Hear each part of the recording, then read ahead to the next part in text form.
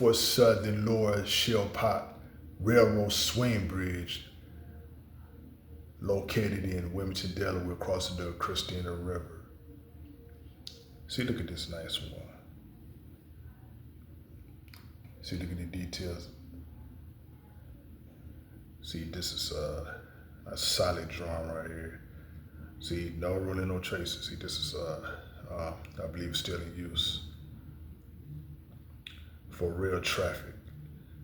Now, the Norfolk Southern Lower Shellpot swing bridge swings open for boats and ships, and it swings back to the closed position for rail traffic. So this is a rim bearing type swing bridge.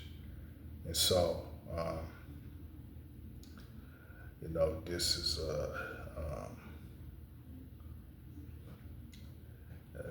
see, they have swing bridges here. They're in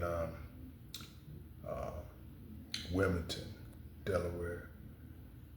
We've got 3 of them. So